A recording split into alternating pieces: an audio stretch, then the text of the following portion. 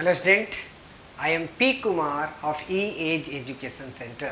Class 10 topic that is total internal reflection.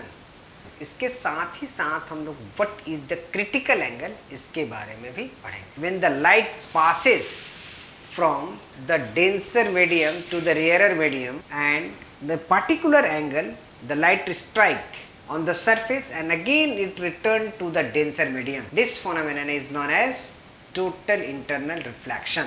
And what is the conditions for the total internal reflections? उसके लिए ray must be passes from the denser medium to rarer medium.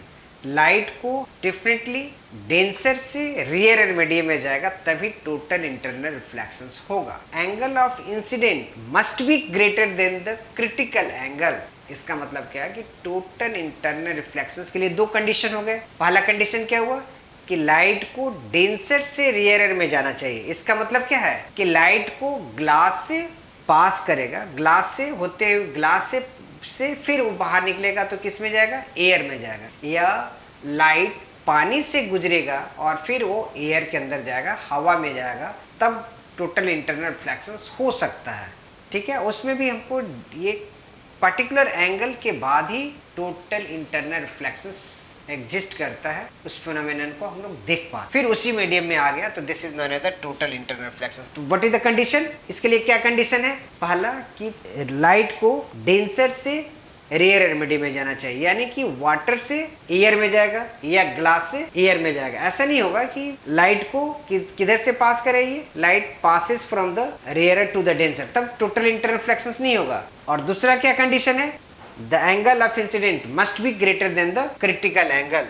तो चलिए सबसे पहले हम लोग देखते हैं कि what is the critical angle क्या है ये. अब देखिए हमारे पास हमने यहाँ दिखा दिया कि this is the denser medium है ये, यानी कि ये वाटर हो सकता है, ग्लास हो सकता है, और इधर क्या है, एयर है. तो यहाँ पर आपको एयर है और हम लोग incident ray strike at this surface. This is the interfering surface. Above this there is the air and below this here is the, you may consider this the denser than that of the air. At a particular incident angle for which the angle of refraction is 90 degree. Angle of refraction is 90 degree. That particular angle of incident for which the angle of refraction is 90 degree, that incident angle is known as the critical angle. जब ये incident angle greater than the critical हो जाएगा और पुनः अपने ही medium के अंदर वापस आ जाता है. अब देखिए यहाँ पर क्या हुआ, ये इंसिडेंट रे हो गया, ये this is the incident ray, और दिस एंगल नॉर्मल और इंसिडेंट रे के बीच के एंगल को एंगल ऑफ इंसिडेंट बोलते हैं. सबसे पहले मैंने एंगल ऑफ इंसिडेंट दिखा दिया. और इसके लिए क्या हुआ कि light go along the directions, interfering surface से होकर चला जाता है. And this is the normal, हमने एक ड्रॉ कर दिया था.